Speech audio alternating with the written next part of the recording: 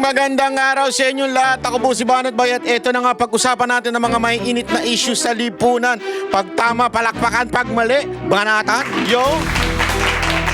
Alam niyo mga kababayan, talagang tuloy-tuloy ang paninira nila kay VP Sara Duterte dahil nga po nangangatog ho sila. At talaga namang sinisilip po yung mga interview niya. Ngayon lang, mantakin mo. Nakaraan na yung 2 araw, tsaka lang naglalabasan ngayon yung kanilang packaging. Ika nga, ano yun? Yung kanilang PR script. Ano ba ang babanat natin kay VP Sara Duterte? Wala kasi silang mabanat eh. 'Di ba nung mga nakaraang araw binabanatan nila tungkol sa impeachment, bla bla bla, ganyan-ganyan. Kita naman ho natin na walang substance talaga.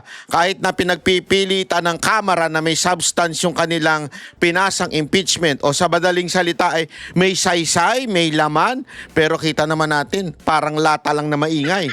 'Di ba?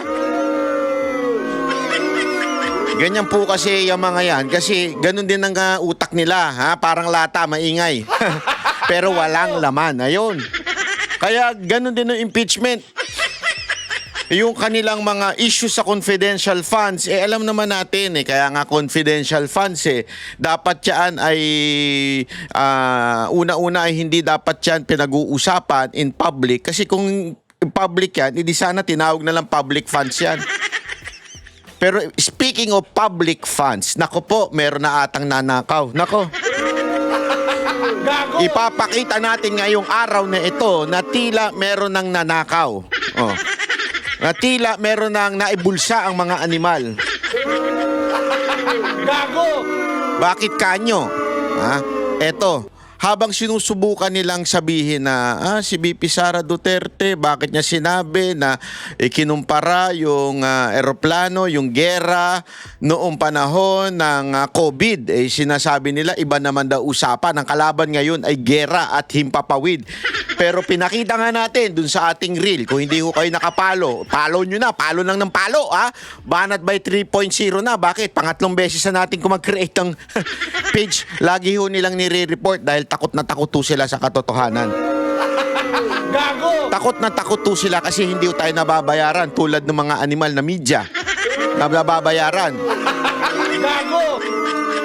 They can control the narrative, the script because they think na yung maleta ay sapat na para dito. Alam mo naman itong mga media, wala na ho itong mga advertisers Wala na hong naniniwala sa kanila. Kaya nga kung ano-ano ng chismis, mantakin mo mga kababayan. Hanggang ngayon ba naman, putang ina si Ann Curtis pa rin ang pinag-uusapan ng mga hindot. Mantakin mo, ako wala akong problema Mali na yung tao. Inamin naman ni congressman na mali siya. Sa totoo lang, ako, may punto naman siya na mali siya. Tinanggap niya na yung pagkakamali niya. Pero si Ann Curtis, tila para bagang sinasabi niya na hindi tayo titigil pa, hindi lang pwedeng tanggapin yung sorry, kailangan ay ganito. Alam mo, Ann Curtis, eto sa akin lang wala naman pong masama magpa-sexy. Hindi din naman kasalanan ng mga nagpapa-sexy na sila'y pinagnanasahan, di ba? Parang hindi naman tama yun. Diba? Na para bagang sinasabi mo na pag ikaw nagpa-sexy, hindi ibig sabihin kailangan ka ng pagnasahan. Tama, mali? Tama naman yun. I agree. I agree. I totally agree with you, Ann Curtis. O dun sa mga pingtae na akala mo napakabanal pero nagsasalsal naman. Ganun pa. Tapos yung isa, muntik ko na sabihin yung... Buti napigilan ko, Di ba? Inantot naman niya, kinanton, yung pansit kanton. Binigyan niya ng pansit kanton yung driver niya. Pero akala mo kung sinong mga banal-banalan. Di ba? Kaya maka-comment. Di ba? Kita nyo naman Tapos, sabi ko nga mga kababayan, hindi man lang sila nagkomento doon sa sex video ni... Naalala nyo si Nico Natividad? Sino nakapanood? Kayo talaga sigurado ko ang bilis din yung panoorin. Ako sigurado ako sa isang bagay. Si Nico Natividad ay isang Hokage. Gago! Tama Tama ba? Hindi ko Natividad yun. Oo. Kasi kung maaalala ninyo, tama ba yung apelido niya? Oo. Kasi kung maaalala ninyo, itong ano na to, itong loko na to, itong si Nico Natividad. Nung tayo ay bumaba na tayo noon sa panahon ng ABS-CBN, kung ano-ano bumana to sa akin. Oh, baka akala ninyo bumanat ito sa akin. Oh, sinabi niya na kesyo ang babasahin ko yung eksaktong term na ginamit niya. Eto sabi niya, wait lang Chot Tomate. Ito lang para baka sabihin hindi ko kasi nahanda kasi hindi ko sana planong pag-usapan ito pero ito pa ito yung sa lifestyle ito. Nico Natividad. Banat by Engage. Kasi may commercial pa. Hindi ko naman gusto yung commercial nyo. Bakit nyo nilalabas pa sa akin? Yung mga nakakairita, no? Ayan, Ito. May kasi, para ipakita lang natin na ebidensya na itong si Nico Natividad, ay, ayan. Ay, sandali, ang pogi ko dito. Ba't ganun? Ang bira, Sino mas pogi sa amin dito? Siya yung mukhang good boy. Ako yung mukhang bad boy dito. Ang bira, kabanat ba yun? Ayan. Ito. Pakita natin. Ito yun, Binanatan ako niyan nung panahon ng ABS-CBN. So, pinagtulungan ako niyan.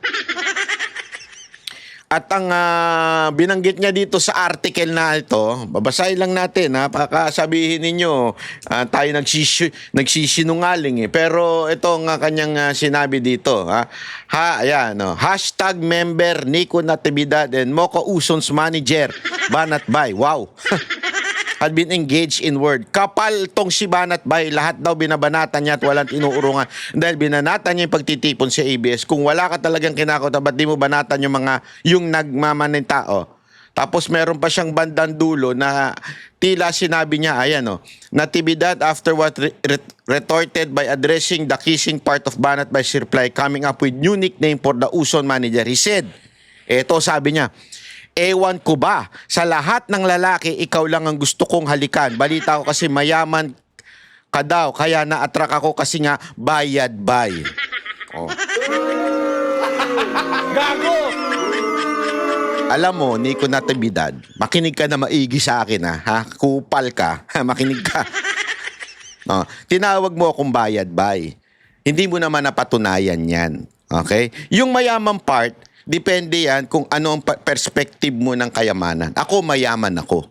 Saan ako mayaman? Mayaman ako sa pagmamahal ng aking magulang. Mayaman ako sa pagmamahal ng aking grupong banateros. Ako'y mayaman sa busilak na puso, hindi sa kayamanang material. Hindi ko masasabi na porket nakakapunta tayo ng ibang bansa, mayaman na ho tayo. Hindi. Marunong lang akong mag-ipon. Hindi kasi, una-una, wala ho akong pamilya, wala po akong anak, wala po akong asawa. Hindi katulad mo na may asawa, pero may iskandal. May iskandal sa isang di umano allegedly walker. Alam mo yung walker? Sa Tagalog, pokpok. Kasi ngayon pinaganda na marami ng tawag dyan, iba-iba walker, ganyan-ganyan. Pero ito, sabi nila, pokpok daw yan, di umano. Bakit? Kasi kaapat kayo, di umano daw. Napabalita yan, Hindi po ako nagsabi niyan, media. Napabalita na kayong apat, tinorjak daw yan. Gago! Apat kayong lalaki na magkakaibigan. Hindi naman sabay-sabay. Puta, pag sabay-sabay yun, pangit nun. Hindi, totoo naman I mean, aminin na natin. Iyan yung nangyari. Nag-sorry ka pa nga doon sa iskandal mo. Ang masama nito, may asawa ka. Tama, mali. Gago! Alam mo, kapatid, Nico, lahat ng bumanat sa akin, laglag sa korte. Bakit to? Kasi tama naman ang aking sinasabi. Hindi naman po ako nagsisinungaling. Hindi po ako nag-iimbento. Nagre-react lang po ako sa mga pinapalabas sa news. Mainstream media, nire-reactan ko. Ngayon, if ever I have an opinion, it's an opinion, it's not a fact. There is no malice on an opinion. Kasi nga, it's not a declared fact. So, wag tayo maglokohan. Ikaw, Nico Natividad, bago ka magtingin, sabi nga, ika nga ng Biblia, bago ka tumingin sa puwing ng ibang tao, na kesyo, hinusgahan mo kung bayad, bay. Gago! Na wala ka namang pruweba at wala kang pinakita sa mga utu-utu mong followers at fans noong panahon nung ABS-CBN time to eh. Baka sabihin ninyo, niloloko ko kayo. Andyan yung basahin nyo sa lifestyle.inc. Inquirer po yan.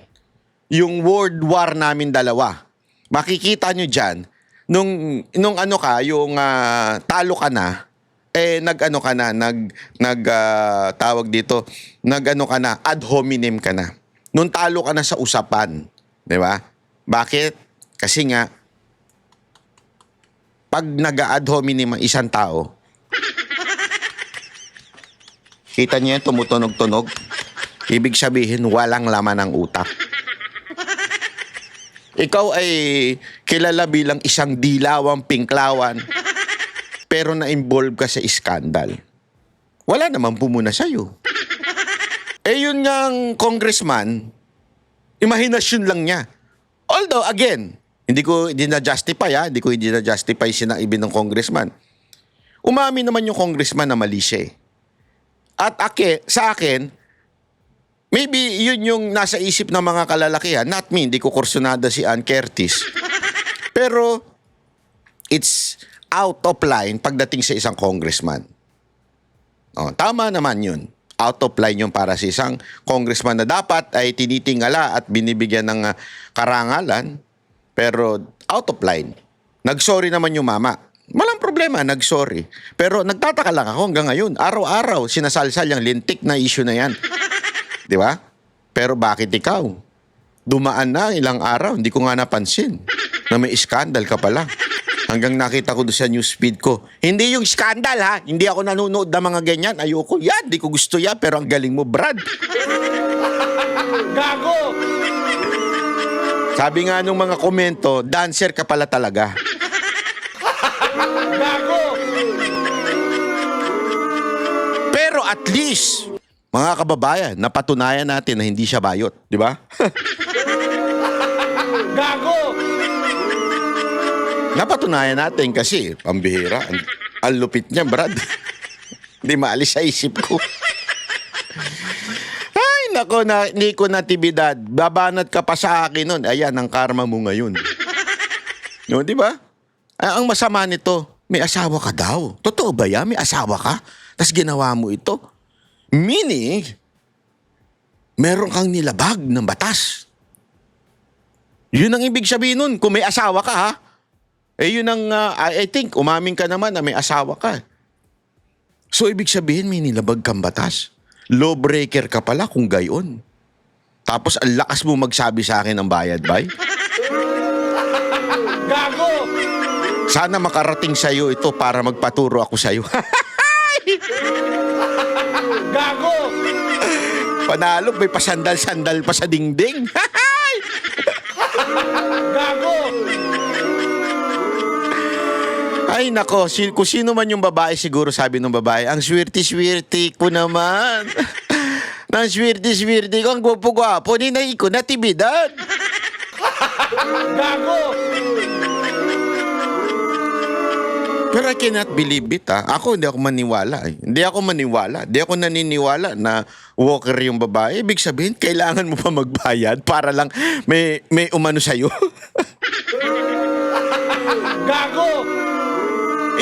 Hindi ko alam ha. Yun na sinasabi nila, walker daw. Kasi bantakin mo, iba-iba yung nakasangkutan na ano. Iisa yung babae.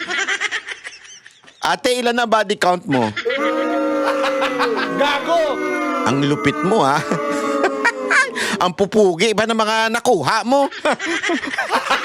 Gago! Hindi. Sana, gusto ko ma-interview yung babae. Gago! Hindi, pero alam mo, kasi kawawa naman yung babae, wag yun naman ginaganyan. Nagtatrabaho lang naman siya. Ang nakakaano lang dyan, Kailangan pa magbayad daw, di umano. Ha? Di ko alam kung totoo. Ako, hindi ako naniniwala eh.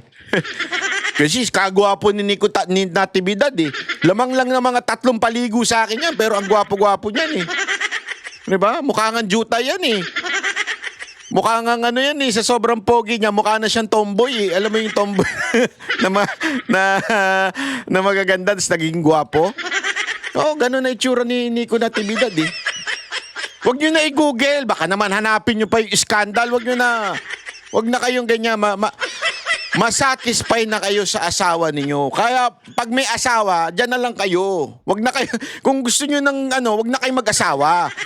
Pero yung mga natrap na sa kulungan, Gago! hinay-hinay na lang. Yung asawa nyo na lang. Sabihan nyo yung asawa ninyo na magpaganda pa rin, huwag maging losyang. Hindi kasi yung mga asawa din naman pagka kasi dati 'di ba nagme-makeup, nagpapaganda, tapos nung naging may asawa na, nagkaasawa na, wala na, pinabayaan na yung sarili. Hindi ko naman sinasabing yun lang ang basihan. Pero siyempre responsibilidad mo rin naman yun bilang asawa.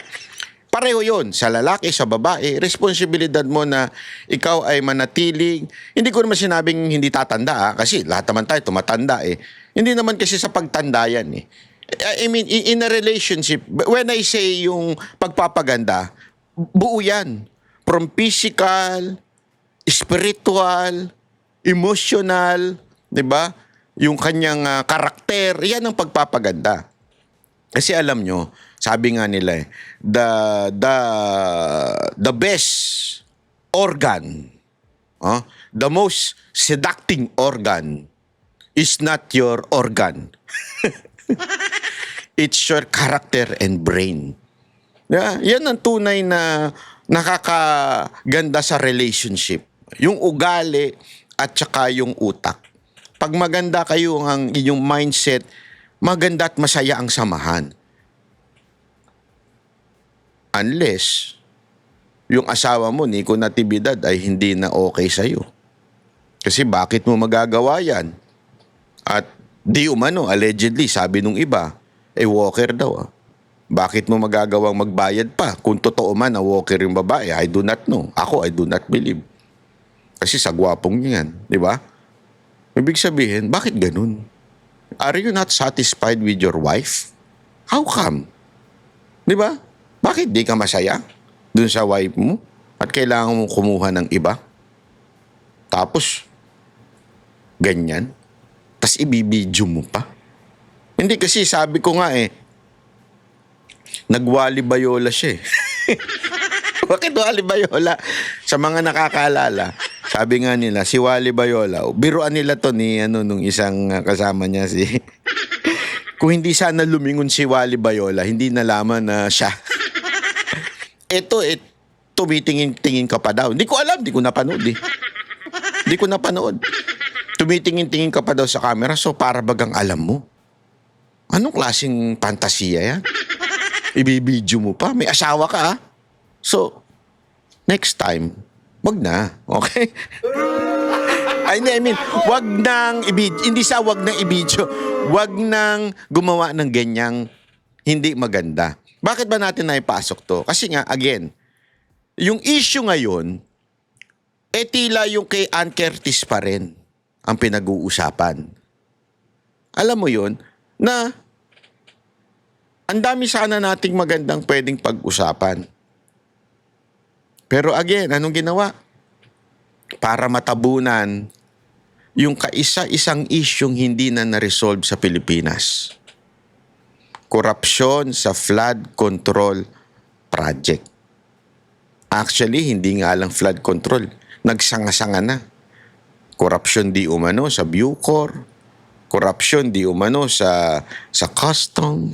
Diba? Talagang sumanga na ho ito sa iba't iba ng aspekto ng ating gobyerno. Hindi na nasolve. Meron pang mahiya naman kayo. Gago! Nagtayo pa ng kunwari Independent Commission on Infrastructure, ICI. Gago! Nagtayo pa kayo ng ganyan. Nung natutunto na si Romualdez, nung sinabi na nung isang commissioner, saan mo ginamit yung allocation mo? Yung tinanong niya yun eh. Di ba lumabas sa balita yun, tinanong niya yun doon kay Sandro Marcos. Ano nangyari? Wala na yung ICI. Asa na? Aling Claire, asa na yung ICI mo na pinagmamalaki mo na hindi involved ang presidente, siya nga ang nagpa-imbestiga dyan. Asa na yun? Wala. Nga. Gago! Yung sinabi ninyo magpapakulong kayo noong Disyembre, anyari? Wala. Nga. Pinakulong ninyo yung political kalaban ninyo o political enemy ninyo sa Cavite dahil gusto ninyo makuha ang Cavite. Pinakulong nyo lang si Bong Revilla dahil wala na sa Senado at nilaglag ninyo yan eh. Bakit? Again, impeachment.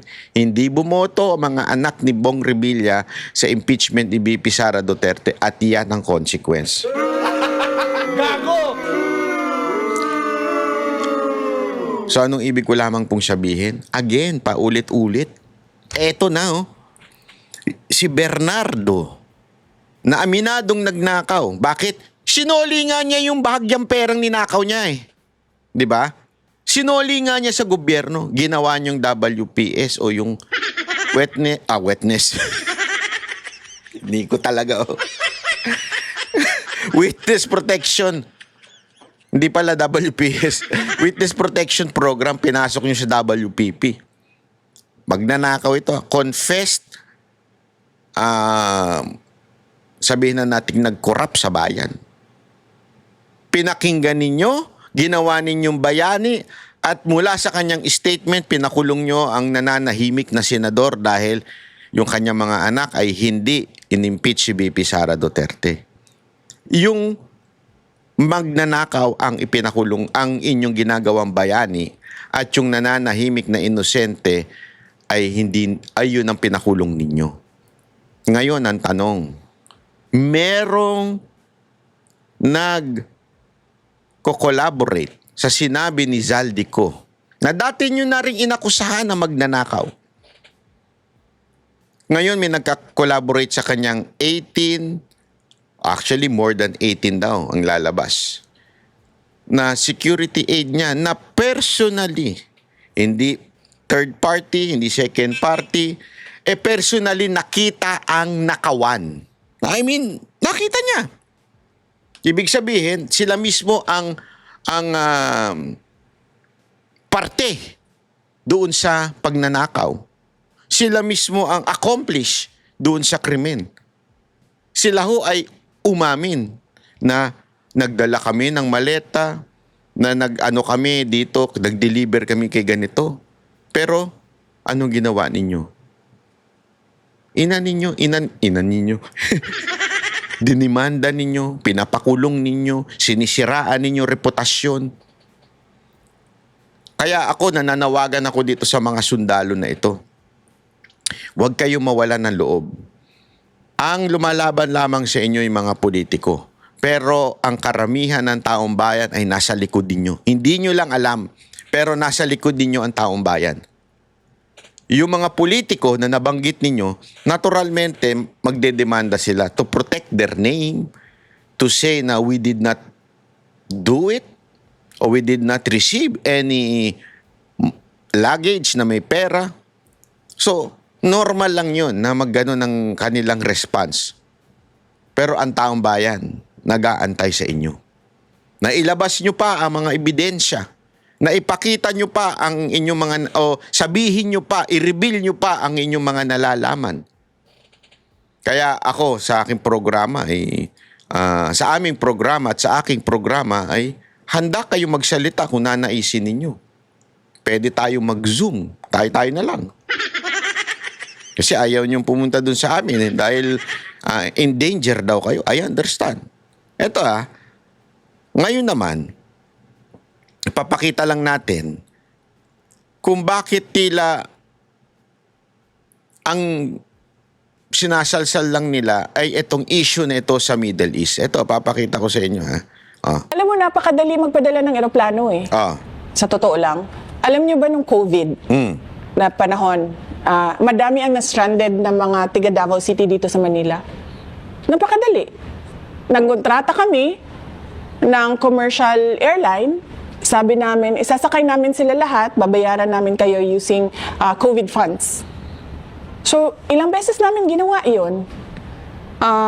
Nangontrata kami sa commercial airlines, lumipad yung commercial airlines, doon sinakay lahat ng na-stranded na tiga Davao City na cleared na magbiyahe or inallow na doon mag-quarantine sa Davao City, nilipad namin. Hindi lang 100, hindi lang 200 na mga individual ang nilipad namin noong panahon na yon. At hindi lang mga tiga Davao City. Meron pa kaming iba na kapitbahay lang ng Davao City. Pero sabi namin, sige, sumakay na kayo. Basta mag-quarantine lang kayo according to sa sinabi ng doktor dito sa labas ng Davao Airport. Tapos pwede na kayong magsiuwian kung saan. Hindi ganyan kahirap magpadala ng eroplano kung Ayan. Eto ha. Ang sinasabi kasi ng mga hindot na mga pinklawan, loyalistang tanga, at yung mga trolls na bayaran, sinasabi nila kesyo hindi naman tama na ikumpara yung COVID at yung gera. Dahil sa COVID, hindi naman daw kasi nasasara ang airspace. Baligtad nga eh. Hindi nga nasasara ang airspace pero bawal ang lumabas. Bawal lumapag ang mga airplane. Kahit hindi sarado, hanggang doon lang sila sa taas. Pero gawin pa man, nadadaan yan si negosasyon sa mga bansa. Masasabi naman nila na pwedeng paraanin nyo lang ang aming mga nationality. Ang sinasabi nga ni BP Sara dito, yung conclusion niya na kung gugustuhin, meron namang paraan. Bakit? Ito mismo yung pinakita ko yung video sa reel. Ayan. Nagbanta ang Amerika na ititigil nila nasa frontline ng balitang yan, Rainiel Pawit. Lumapag na kaninang umaga sa NAIA Terminal 3 ang eroplanong Lulan ang 279 na Pilipino. Ito, kasagsagan, itong balita nito, kasagsagan nito ng putukan, ha? Yung unang putok ng Amerika sa Iran at ng Israel sa Iran at yung pagganti ng Iran sa mga Middle East country. Pero nakauwi itong mga to. Ilan lang sila sa mga kababayan nating naipit sa bakbakan. Kita nyo yung eroplano, Emirates. Isa yan sa mga paborito kong eroplano pag pumupunta ng Middle East at Europa. Ibig sabihin, galing talaga yan dyan. Kaya nga Emirates eh. 'Di ba? Sa UAE yan, United Arab Emirates. Diyan nang galing yan. So napakalinaw na posible ang dumaan sa airspace. Ang siste kasi, ganito mga kababayan, umiiwas lang. Ibig sabihin, hindi dadaan dun sa kung saan nagkakaroon ng bombahan. Usually, dumadaan ng Europa, tapos from Europe, dumediretso na kung saan man, maaaring bababa sa malapit-lapit, tapos tsaka ulit lilipad. Sa madaling salita, medyo magmamahal. Yun ang katotohanan. Magmamahal ang pamasahe. Kasi nga, yung magmamahal yung eroplano, yung pagka-charter plane mo yan, ibig sabihin ng charter, ibig sabihin, nirentahan mo. Pare, rerentahan mo yung buong eroplano. Yan to. Ganito ang charge niya kasi yung gasolina papunta sa Europa, yung Europa papunta sa Asia o saan man, gasolina na naman, tas bago pa pupunta ng Pilipinas. Kasi alam ko, hindi kayang direkta mula Europa. Correct me if I'm wrong kung kaya. Kasi nung nagpunta tayo ng Deheg, wala talagang biyahe from Europe to the Philippines. Talagang dadaan ka ng Middle East. So malamang dumadaan sa ibang lugar. Kasi bilog naman ang mundo. Hindi flat. Sorry na, Sir Jack. Kasi si Sir Jack naniniwala flat ang mundo.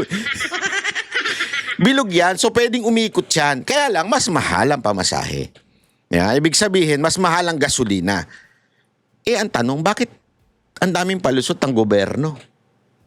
Alam niyo kung bakit? Baka kasi naibulsa na yung pera. Yan ang totoo dyan.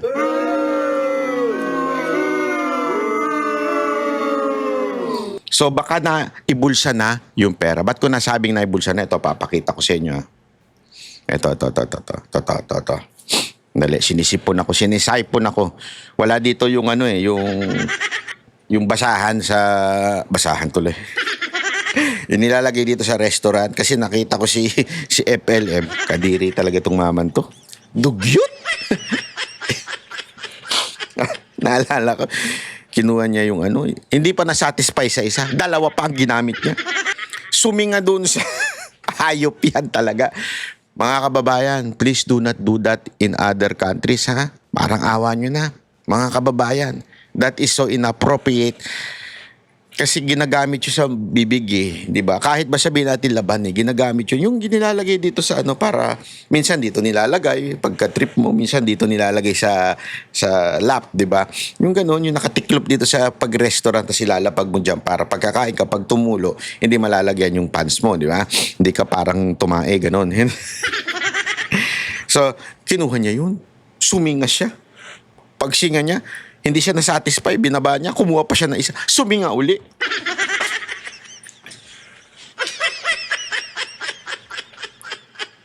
Ang dugyot-dugyot mo, ha?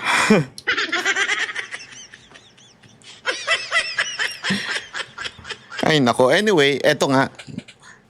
Pakita lang natin. Ayan, yan. Basahin natin. O, ayan. So, nakasulat dyan. Bakit ko pinakita yan? Sa budget natin, ibig sabihin yung national budget, meron tayong tinatawag na unprogrammed funds o yung contingency funds na tinatawag. Sa 2026, kasi tapos na, di ba? Natapos na yung, naging batas na yung budget na-deliberate noong 2025, December, tapos naging batas na yon. At ngayon, ginagamit na natin yan. Anong petsa ngayon? March pa lang, pangatlong buwan pa lang. So, ibig sabihin, meron pa yan, dapat. Magkano ang contingency plan ang ating Andali nga, ilabas ko, hindi ko mabasa yung malit na screen ko eh. Ito. Ayan. Sabi dito, the unprogrammed appropriation which function as contingency type fund for the government are about 245 billion. Alam niyo kung magkano ang 245 billion? Alam niyo kung gaano kadami yun? Sa 2026 yan, ha? This fund can only be used if additional revenues or foreign loans come in and they are not automatically released. Except pag may mga ganitong emergency, which is the unpredicted na pangyayari sa ating bayan. Ito the Office of the President o OP has about 4.5 billion mismo yung pondo. Could you just imagine that, ladies and gentlemen? Nung panahon ni Pangulong Duterte, sabi niya nung nagkaroon ng COVID, kailangan mag-purchase ng bakuna at kailangan bayaran yung mga hotel. Remember, hinutel ang mga OFWN. We are witness to that. Si Mokang sumusundo sa kanila sa airport, dinadala sa hotel, pati pagkain. Noong time na yon, nagtaasan ng pagkain. Ito, sabi ko nga sa inyo, kwento ko lang ito eh. Kasi may kaalaman ako dito eh.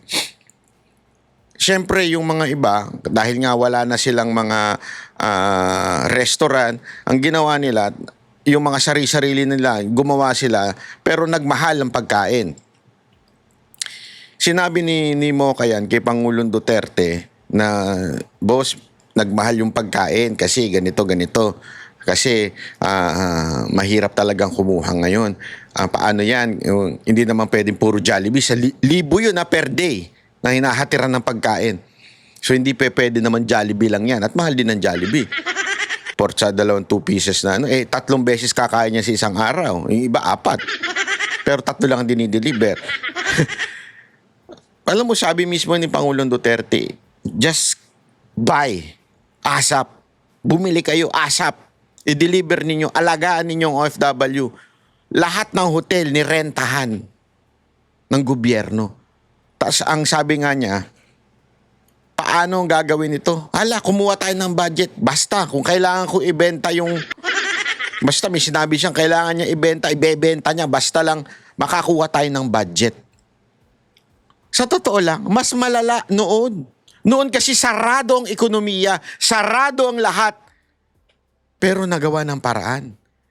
Imagine niyo kunwari lang si Marcos Jr. ang naandyan ngayon sa Malacanang panahon ng COVID. Marami nang patay. Sigurado ko. Bakit? Anong gagawin niya? Magre-report lang siya. Di ba? Imagine niyo yan, ha? Buti nga si Pangulong Duterte. Ngayon, ang simple-simple ng problema. Bakit? Tanungin ko kayo, may opisina pa rin ba? Meron. May mall pa rin ba? Meron. May gimikan pa rin ba? Meron. May restaurant pa rin ba? Meron. May namamasyal pa? May mga turista pa rin? Meron. Lahat meron. Imagine niyo lahat meron. Nagfa-function. Ano lang wala? Yung sinasabi nilang airspace. Gago! Na hindi naman buong mundo bawal ang lumipad. Pwede ka namang umikot. Pero anong palusot ni Marcos? Tiis-tiis na lang muna, walang budget.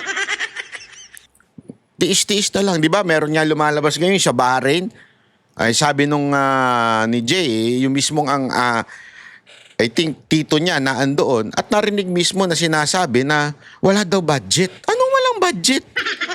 Ayan oh. Ayan po ang budget. Kaya mga OFW, wag po kayo maniniwala sa fake news mismo ni Marcos. Na walang budget. Ayan ang budget. Baka sabihin kasi na iba, bakit yung sa Office of the President lang ay 4.5 billion lang. Yung pangalang sapat na eh.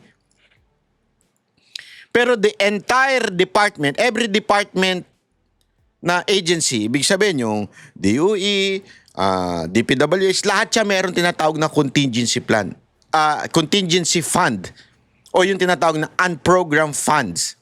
Meron yan, bawat departamento ng gobyerno. Na, alam mo, dali lang yan. Sabihin lang ng Pangulo, akin na yung contingency mo. Akin na. Pirma natin yan. Akin na, i-release nyo na yan. Pak. Akin ito, release natin yan. Pak. Akin to. Release natin yan. Kailangan yan. O, DOE, tataas ang gasolina. Magkano ang contingency fund yan program? Pak. Bigyan lahat ng mga public transportation. O, pak. Pwede yun eh. Isang pirma lang yan. Bakit hindi magawa? Ito yung sinasabi noong panahon na matindi ang korupsyon noong 2025. Ang dami na ako narinig na ganito. Ang dami ng congressman at opisyal ng gobyerno na nagsabi sa akin ito. Noong una, ayokong paniwalaan eh. Sabi nila, alam mo, may nagsabi sa akin ito pa yung panahon ng bagyo. Ipanalangin natin na wag nang bumagyo. Sabi ko, bakit? Kasi yung pera ng gobyerno, ubus na. Actually, yung nakausap ko na sa yan eh. Ayoko na lang sabihin ko anong departamento pero USEC yun. Ayun, ubus na. Wala na. Bakit? Ay, di rin namin alam. Basta wala na. Ganun? Wala na? O anong nangyari? Hindi namin alam. Basta ubus na. Sana lang talaga wag nang magkaroon tayo ng delubyo like earthquake, like bagyo, baha. Kasi patay tayo lahat. Hindi ako naniwala. 2025 ito Tapos pumutok yung ghost control, ghost flood control. Tama nga, inubos na. Napunta na sa mali-maleta at diniliber na sa mga congressman. So, ganun ang nangyayari. Tapos, eto na naman, 2026. Marso pa lang.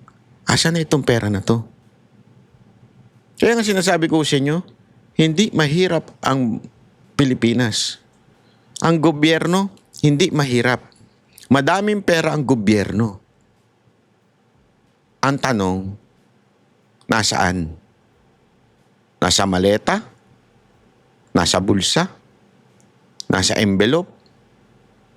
O nandun sa departamento? O nasa cooking? Gago!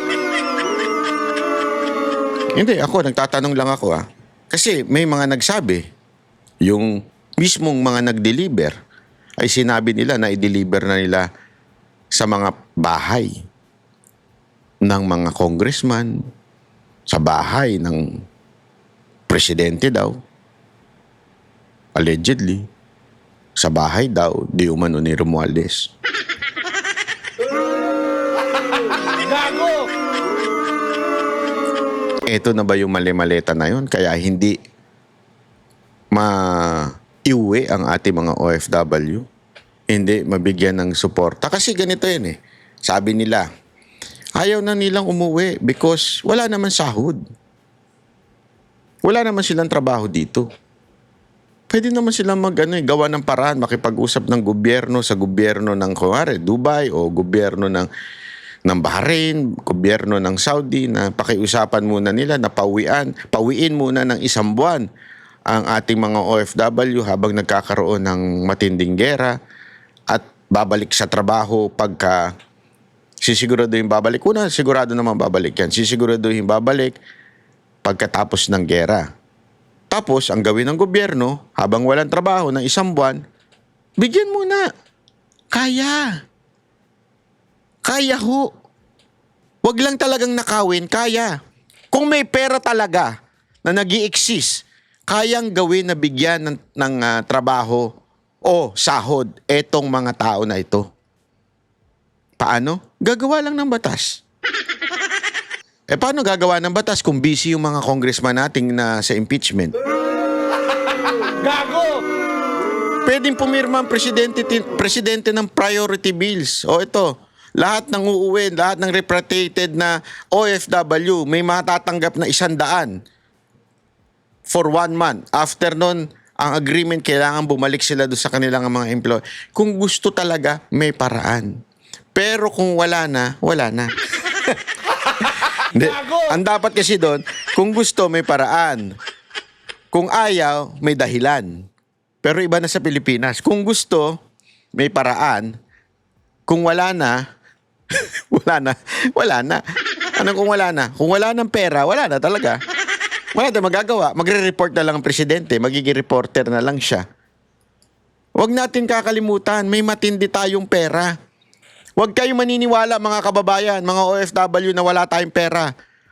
Murahin ninyo kung sino man yung official na nandyan. Anong walang pera? Meron tayong 245 billion na unprogrammed funds. At sa presidente, sa Office of the President, merong 4.5 billion. Tapos sasabihin nyo, walang pera, mga hindot kayo, mga kung sino man kayo. Kaya katarantaduhan po yan. Tapos saan ang focus natin? Si VP Sara Duterte.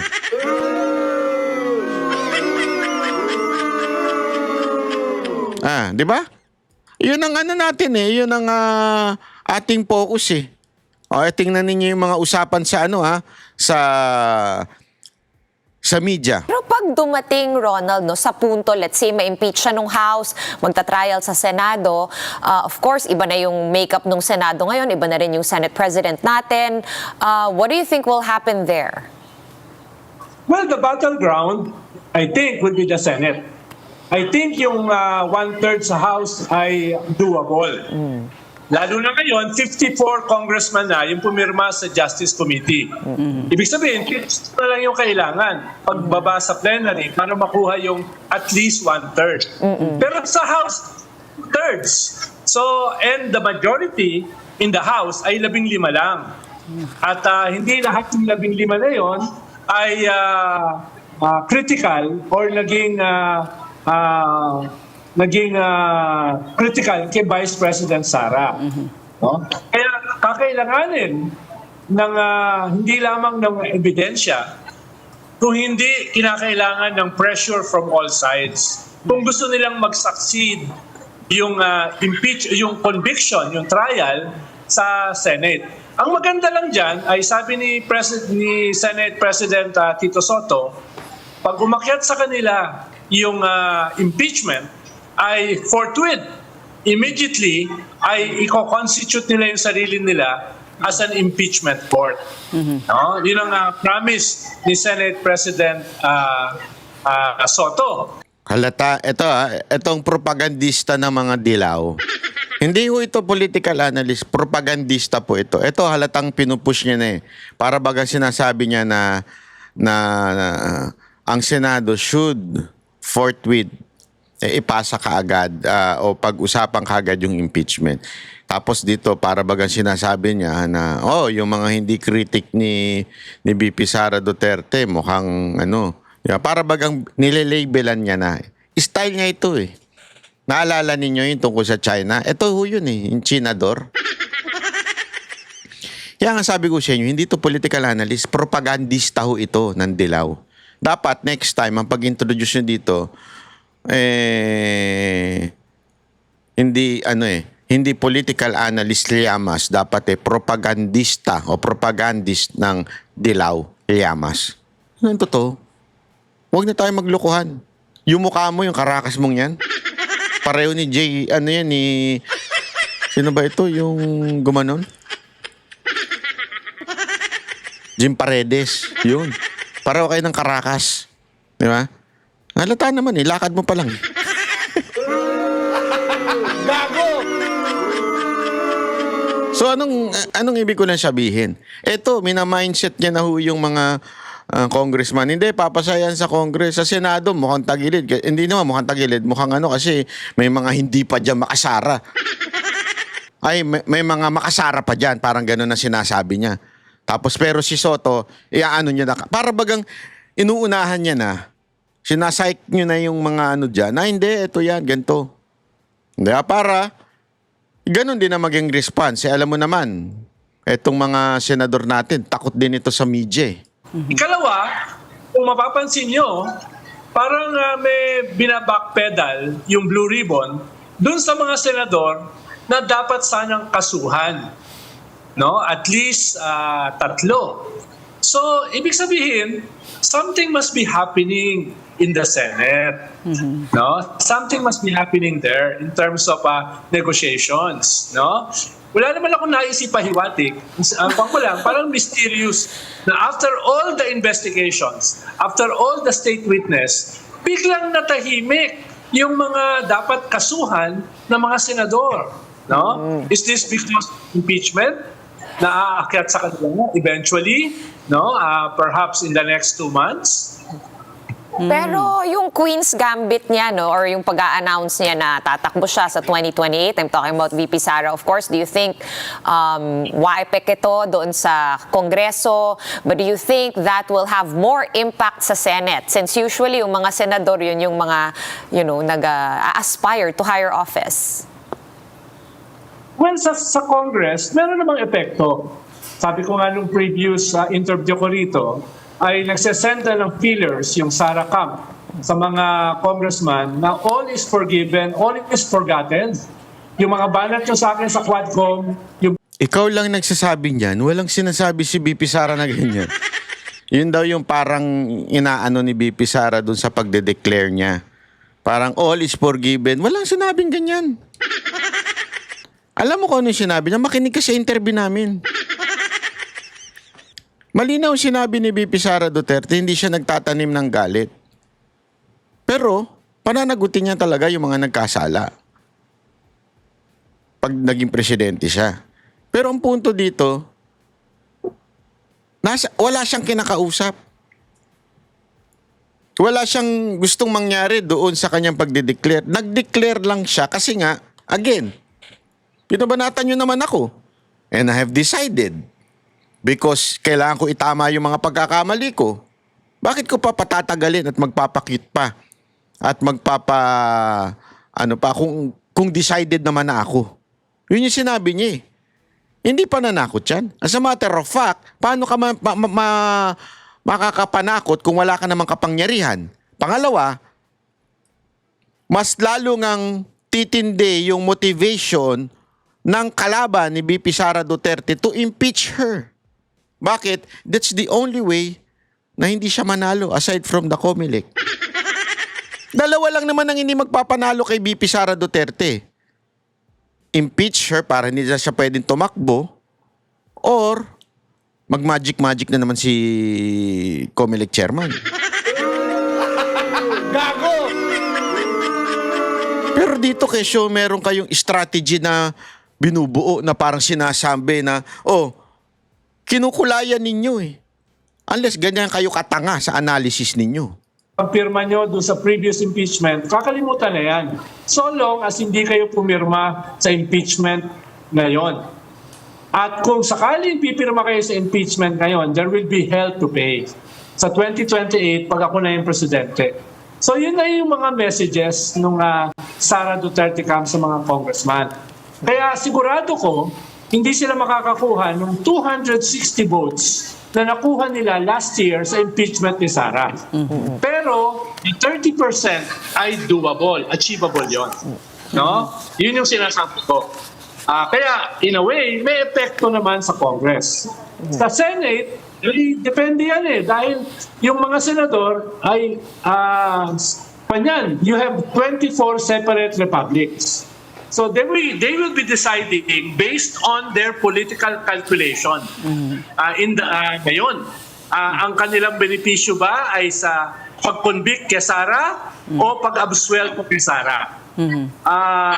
Alam mo yung usapin ng minority-majority sa Senate sa simula ay hindi yan ganun kahalaga pag umandar na talaga yung impeachment. Halimbawa, kung totoo yung sinasabi ni Deputy Ombudsman Carandang, former Deputy Ombudsman Carandang, kung totoo yung sinasabi ni Senator Trillanes na hundreds of millions, even billions, yung pumasok sa bank account ni Sara, yung kanyang asawa at yung kanyang pamilya na nanggaling sa mga drug lords at pogo lords, sinong politiko ang hindi boboto to impeach her? Baka ma-link pa sila sa drugs at saka sa pogo. No? Kung sakali yung sinasabi ni Trillanes at saka ni Carandang. So that's one element dito sa impeachment. Ikalawa, ay ano ba yung quid pro quo? Ano ba yung carrot and stick sa mga senators na pwedeng gamitin nung mga gustong mag-impeach kay Sara? No? Kaya, panyan, mga negotiations yan. Pasensya na, Ses at saka Sean. Very cynical kasi ang negotiations. Very cynical ng quid pro quo, ng carrot and stick. Pero in the real world, it happens. At alam niyo naman yon. But biglang maabsuelto yung mga senador na supposedly involved dun sa flood control mess? Is that the price? Wala akong sinasabing gano'n. Pero sabi nga nung bunso ko, pag galit sa akin yung bunso ko, sasabihin niya sa akin, talk to the hand. Ayan, so yung mga patawa niya, corny. Patawa ng mga matatandang DOM. Alam mo yon? Hindi ko sinabing DOM siya. Yung patawa lang niya. Ganun ka-corny. Diba? Kaya nga, alam mo, ito tindi ng usapin ngayon. Mantakin mo, gera na. Pero anong sinasalsal ng media? When I say sinasalsal, ibig sabihin nun, maya't maya, interview sila dito sa mga pinklawan, dilawan, propagandista. Puro yan ang kanilang gini-interview. At yan ang kanilang pinag-uusapan, maya't maya, impeachment. Putang ina ninyo, nagkakagulo na buong mundo. Alam mo, eto nga lahat ng mundo ngayon, ang focus doon sa oil, yung sa crudo. Yung papaano magsusurvive ang mga bansa. Remember, eto lang kasimple mga kababayan. Napakadaling intindihin. Pag mahirapan o imiikot yung pinakabarko, yung kanilang shipment na mga crudo, iikot yan. Wala naman tubo yung papunta dito sa atin. Iilalagay yan sa container, diba? Tapos iikot yan. So, mas matindi yung gagamiting crudo rin nung iikot. So, ibig sabihin, mas mamahal. Ang laki ng ikamamahal. Sabi nga nila, malamang 20 pesos mahigit ang itataas ng presyo ng crudo sa mga darating na araw. Ganun katindi. Pag nangyari yan, matik na po yan, ladies and gentlemen. Meralco, yung kuryente, tataas yan, sigurado yan. Matik yan. Yung konting pagtaas nga, yung Meralco, sobra na kung tumaas Ano pa? Pagkain, importation, tataas yan. Lahat yan tataas. Yung tindi ng inflation, yung kakayanan ng isang pera na bumili, ay siguradong hihirap na. Bakit? Dahil nga sa tindi ng pagtaas ng gasol. Lahat tayo nakadepende. Iyan nga isang bagay na hindi ko maintindihan Ako, matagal ko na itong kahit sa mga kondo, di ko nga alam bakit yung mga kondo hanggang ngayon wala pa ring electric na plug eh. Dapat meron eh. Sa katunayan, there is a law requiring like malls and other places to have electric na na saksakan. Bakit? Para nga ma-encourage na ang mga tao to transfer into electric. Di ba? Dahil nga yung batas natin, suggestion lang yan sa Pilipinas, hindi naman sinusunod yan eh. Yung mga iba eh. Yung mga kondo, shout out pala sa kondo ko. Ang tagal-tagal nyo ng plano, wala namang kayong ginagawa. Shout out sa inyo, kilala nyo kung sino kayo. Dapat may electric na so that people would be encouraged. Kasi ngayon, the entire economy of the Philippines nakadepende ngayon sa gasolina. Sa ibang bansa, halos lahat talaga electric na. Iilan na lang ang bumibili ng digas o yung motor, di ba? Ibig sabihin, hindi katulad ng Pilipinas na talagang wow, hanggang ngayon. Puta, kaliwat kanan pa rin ng kamoting maiingay ang mga motor. Motor vehicle, hindi ko sinasabing motor lang ha, lahat to maiingay. Dahil nga po, hindi pinapatupad tama ang batas. Na sana, mga kukininam ninyo, sana yan ang focus ng gobyerno. Yan ang focus ng media. Ito na yung pagkakataon na yun, mga mainstream media, na dapat punahin natin ito. Punahin natin at sabihin natin, Hoy, Mr. Government, you should do something about this. Matagal na dapat tayo naging electric na bansa. Dahil meron tayong batas pero hindi nyo pinatutupad, mga hayop kayo. Wala. Hindi. Alam mo, ito sinong gagong hindi gustong bumili ng electric na kotse? Ako gusto ko eh. Di ba? Bakit? Kasi tipid. Ang mahal ng gasolina eh.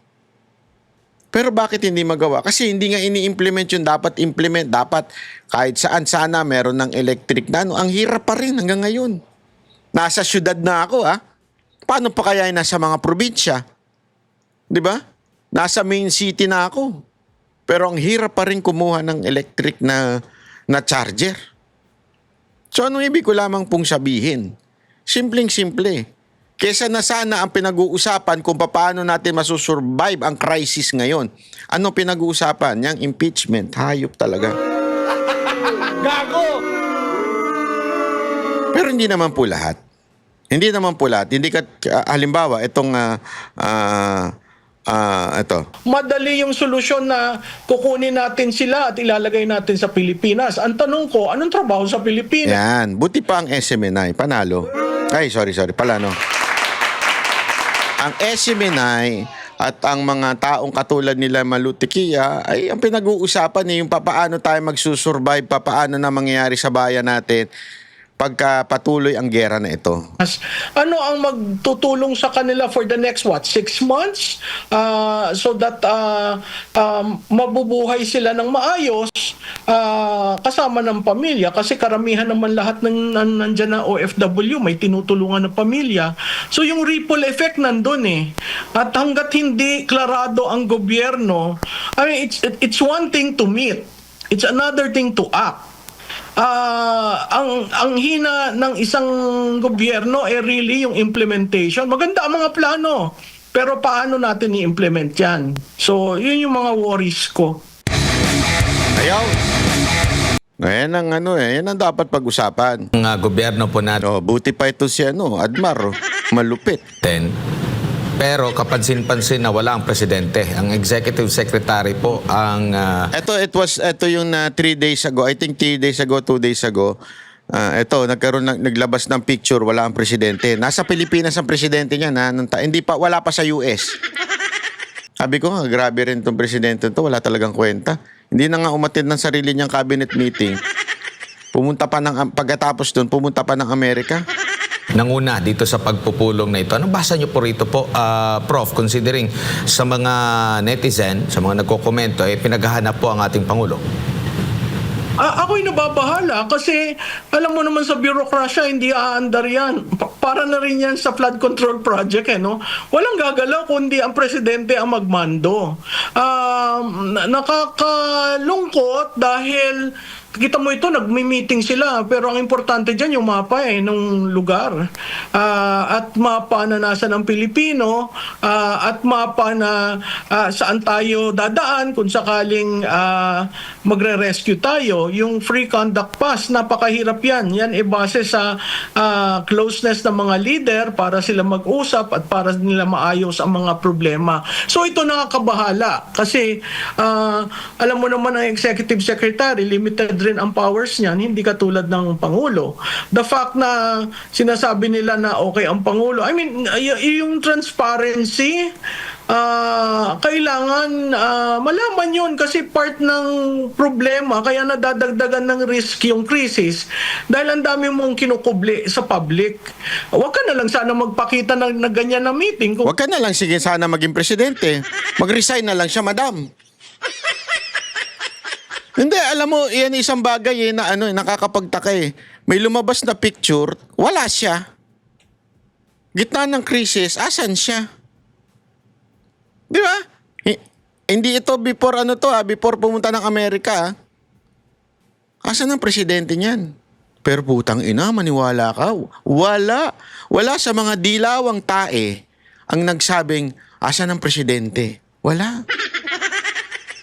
Wala. Yung mga pinklawan? Wala. Dilima, nakontrol mo? Ay. Kontrolado mo ba mga pinklawan at dilawan na politiko? Sa halagang? Tatanong lang ako, ha? Nagtatanong lang ako. Sa halagang ano? Ba't di man lang kay dati, maya't maya, nung kay Duterte, hindi lang umaten ng isang beses, ha? Talk to the people lang yun, ha? Asan ang presidente? Nasaan ang Pangulo? Nasaan ang ano?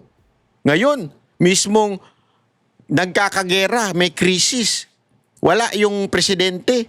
Naglabas ng picture, sila yung cabinet lang. Di ba? Tapos walang, nasaan ang Pangulo? Ganyan ka-plastic ang mga dilawan at sa mga pinklawan. Kaya mga kababayan, patuloy lang po tayong manood dito dahil dito, ilalabas natin ang katotohanan. Pag tama, palakpakan. Pag mali, banatan. Sana naman po mag-subscribe din po kayo. Malaking bagay po yan sa ating channel. At kung nais din ninyo sumuporta, pwede naman yung membership pay. Anong pay? Fee. Meron yan, nakalagay dyan, membership. Kung nais lang ninyo sumuporta, wala naman pong pilitan yan. Pero yung mag-subscribe, wala pong bayad dyan. Pero malaking bagay yan. At kung pwede, i-share nyo na rin para alam mo, natutuwa ako, sabi nung iba. Meron nagkausap sa akin niya, sabi niya, mga ganun-ganun sa akin, sabi ko. Ganito, galit, sabi sa akin. Sir, alam ko yung boses mo eh. Hindi po ako singer. Basta naririnig kita eh. Sabi ko, sabi sino yun? Demonyo ba? Di man ako demonyo. Naririnig mo ako bigla-bigla. Nakasabu ka ba? Naririnig kita yung boses mo. Lagi yan sa umaga na. Lakas-lakas. Sabi ko na, alam ko na patutunguhan ito. Hindi kasi ako nakasombrero, hindi rin ako nakasalamin. Kaya hindi niya ma-recognize kung ako. Boses mo, bunganga mo, malakas eh. Naino ko yung boses mo, yung tono, pareho pa rin pala sa personal. Sabi sa akin. Alam mo, nakakatuwa yung mga ganon. Kasi nga, sinishare nyo sa mga kababayan natin. Alam mo, wala na kasi maghahatid ng tamang balita eh. Wala na maghahatid ng yung totoong balita. Dahil nga, kontrolado na nila eh. Dahil nga po, bayaran na po ang media eh. Kontrolado po nila kung ano yung lalabas. Tayo, hindi nila tayo makakontrol. Diba? Ginawa na nilang lahat. Tinakot, tinanggalan ng seguridad, dinimanda, pero tuloy-tuloy pa rin po tayo. So akin, ang favor ko lang, subscribe at i-share nyo ito. Okay? So maraming salamat po. Ako po si Banat Bay. Mabuhay ang bansang Pilipinas!